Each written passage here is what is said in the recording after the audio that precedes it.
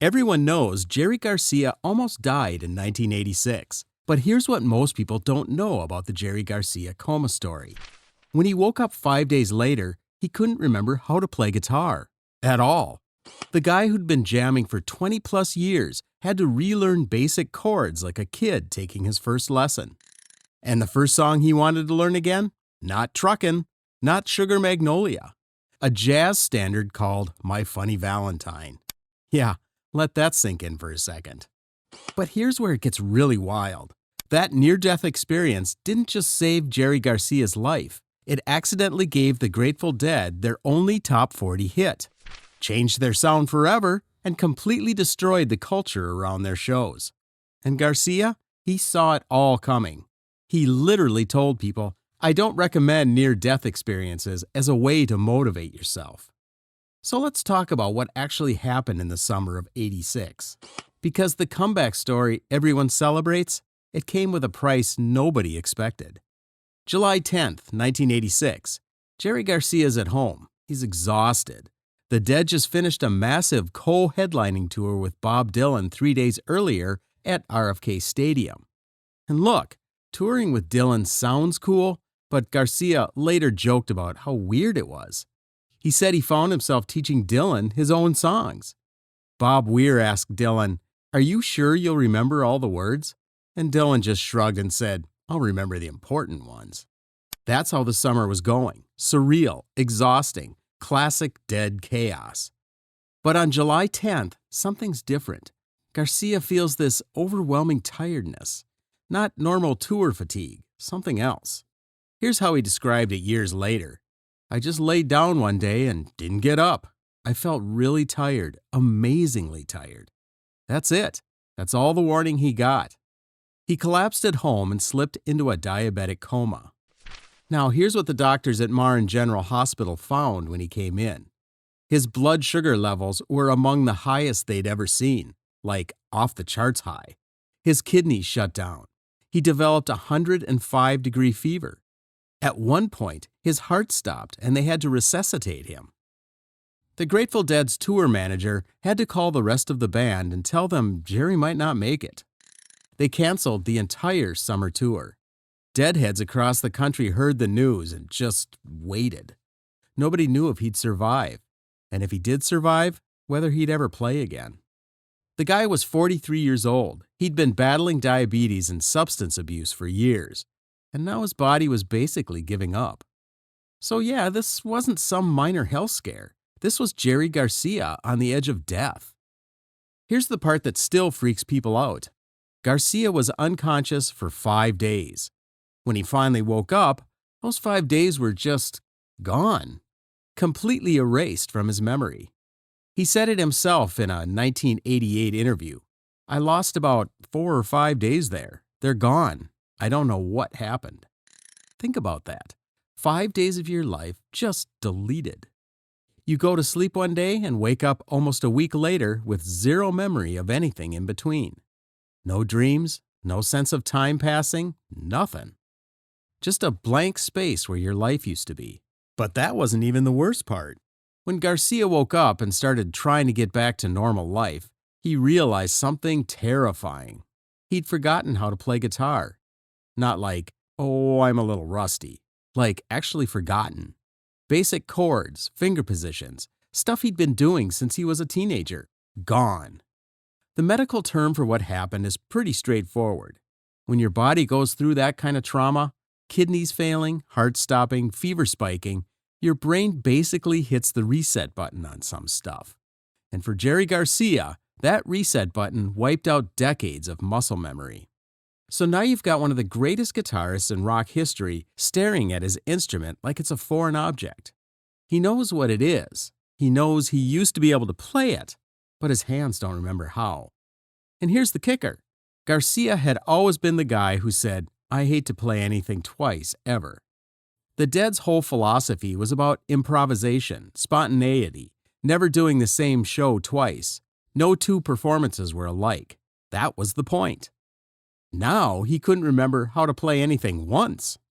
So who do you call when you're Jerry Garcia and you've forgotten how to play guitar?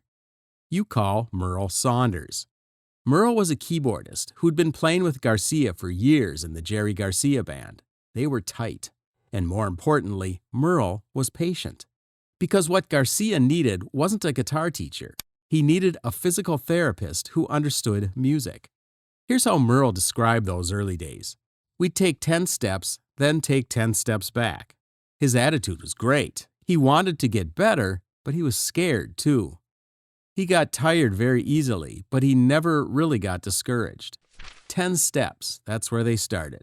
Not playing stadiums, not jamming for hours, walking 10 steps down a hallway, and then walking 10 steps back.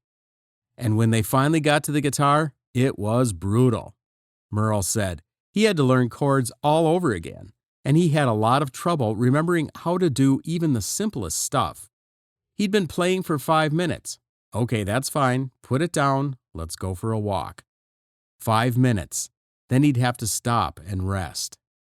This is the same guy who used to play 3-hour shows, who'd launch into 20-minute improvised jams, who literally defined what it meant to be a jam band guitarist.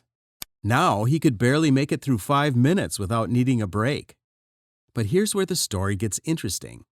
Remember how I said the first song Garcia wanted to relearn was My Funny Valentine? That wasn't random. That was strategic. My Funny Valentine is a jazz standard. It's got complex chord changes, but it's also beautiful and melodic and emotional. It's the kind of song that makes you feel something, even when you're just learning the notes. Merl said, slowly he started to get his strength back. The first song he wanted to learn again was My Funny Valentine. So while everyone's wondering if Jerry Garcia will ever play Truckin again, he's sitting in a room with Merl Saunders, working through this tender jazz ballad, relearning how his fingers are supposed to move. Throughout the fall of 1986, Garcia kept practicing. Small shows at a club called The Stone in San Francisco. Low-key Jerry Garcia band gigs where he could test his stamina. A Halloween show at the Henry J. Kaiser Convention Center. Nothing announced as the Dead, just Jerry gradually rebuilding his confidence. And the whole time, Deadheads are waiting, wondering, is he coming back? And if he comes back, will he still be Jerry Garcia? December 15th, 1986, Oakland Alameda County Coliseum. The Grateful Dead are about to play their first show since Jerry Garcia's Coma. The place is packed, capacity crowd, and everyone in that building knows what's at stake. This isn't just another Dead show. This is Jerry Garcia proving he can still do this, proving he's still alive in every sense of the word. The lights go down. The band walks out.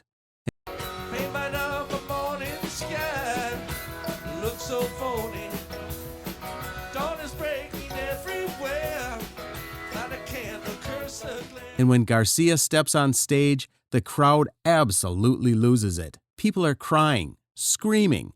Not a dry eye in the building, according to people who were there. And then they open with Touch of Grey. Now look, Touch of Grey was already a Dead song at this point. They'd been playing it live since '82, but it was never a big deal, just another tune in the rotation. But on this night, in this moment, with Jerry Garcia 5 months removed from almost dying, the lyrics hit different. I will get by. I will survive. The crowd starts singing along, not politely, not as background. They're screaming it. They're singing it through tears, because they're not just singing about getting by and surviving. They're singing about Jerry Garcia getting by and surviving. One person who was there said the roar during Touch of Grey was spine-tingling. The entire Coliseum shaking with people singing, I will survive, at the guy who'd just come back from the edge. Garcia also debuted 2 new songs that night, When Push Comes to Shove and Black Muddy River, both from an album called In the Dark that the Dead were working on. Black Muddy River is important. It's this slow, emotional ballad, and fans noticed that Garcia's voice sounded different, fragile, but also determined. He was putting everything he had into these performances. The 3-night stand at Oakland went great. No major incidents. The Dead proved they could still do this. Garcia proved he was back. And then In the Dark came out in 1987 with Touch of Grey as the lead single. That's when everything changed. So here's the irony. The song that saved the Grateful Dead's comeback almost destroyed what made the Grateful Dead special. Touch of Grey became a massive hit, like top 10 on the Billboard charts hit. Music video on MTV hit, the only top 40 single the Dead ever had. And for a band that had been operating outside the mainstream for 20 years, this was weird, really weird. David Gans, a Dead historian, said it best. I don't think the band was all that concerned with having a hit. They looked at it all with a certain bemusement. They were already making huge amounts of money touring, so their model of success didn't really include record sales. The Dead didn't need a hit song. They'd built this whole touring empire without one. They had their fans. They had their scene. Everything worked. But then Touch of Grey happened, and suddenly everyone wanted to see the Grateful Dead. Dennis McNally, the band's publicist, watched it unfold. In general, it made things incredibly difficult. Before Touch of Grey, people had become Deadheads with an organic process. They learned certain manners and protocol. Translation. Old school Deadheads knew how Dead shows worked. You didn't push, you shared. You looked out for each other. There was a culture, a code. McNally continued, all over the country, people heard the song on radio. We went from having 500 or 1,000 people without tickets at a show to anywhere from 5,000 to 10,000 people without tickets. 500 to 10,000. Overnight. Suddenly, Dead shows were getting mobbed. People who'd never heard of the band 6 months earlier were showing up because they liked that one song. The scene that had been built on community and mutual respect started buckling under the weight of all these new fans who didn't know the protocol. Some Deadheads celebrated it. Mainstream recognition, finally. Others felt like something precious had been lost, the intimacy, the insider feeling of being part of something the rest of the world didn't understand. And Garcia? He watched it all happen with that same bemusement. In a 1988 interview, he said he wanted to be remembered as the guy who had a pretty good time while he was here. You can go at any moment, so you might as well crowd as much as possible into your life. He also said, and I love this, I don't recommend near-death experiences as a way to motivate yourself.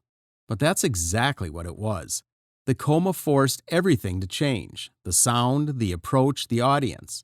Garcia relearned guitar differently, more deliberately. Fewer notes, but each one chosen carefully. The Dead's late 80s shows had this new energy, tighter arrangements, stronger vocals. Garcia was using MIDI guitar effects. They were taking it seriously in a way they hadn't in years. And yeah, Touch of Grey brought chaos. But it also brought a creative renaissance. Spring of 1990 is considered one of their best touring periods ever. Jerry Garcia died on August 9, 1995. Heart attack at a treatment center. He was 53. One of the last songs he ever performed with the Grateful Dead was Black Muddy River. Spider in the sky. When the moon splits the southwest horizon. The same fragile ballad he debuted at that comeback show in '86. The same song he sang when he was still relearning how to be Jerry Garcia. Looking back, the 1986 coma wasn't just a medical crisis. It was a reset button for the entire band. They'd been coasting through the mid-'80s, playing their greatest hits, creatively adrift. They hadn't released a studio album since 1980. The coma forced them to confront mortality, to ask themselves what they actually wanted to do with whatever time they had left. Garcia's answer was simple. Keep playing, keep improvising, keep crowding as much as possible into life. Merl Saunders gave him that chance, 10 steps at a time, 5 minutes of practice. My Funny Valentine on repeat until the muscle memory came back. And yeah, the comeback brought complications. The hit single changed everything. The crowds got bigger and weirder and harder to manage. Some of that old Deadhead magic got lost in the shuffle. But here's the thing nobody talks about. Without that coma, without that near-death experience that Garcia said he didn't recommend, the Dead might have just faded away. Another 60s band playing county fairs and nostalgia tours. Instead, they got 5 more years of creative fire, a top 10 hit, shows that people still talk about decades later. Garcia relearned his instrument from scratch and came back different, more focused, more intentional. Every note mattered because he remembered what it was like to forget how to play them. So yeah, July 10th, 1986, the day Jerry Garcia collapsed and lost 5 days of his life. Also, the day he found a reason to keep going, 10 steps at a time.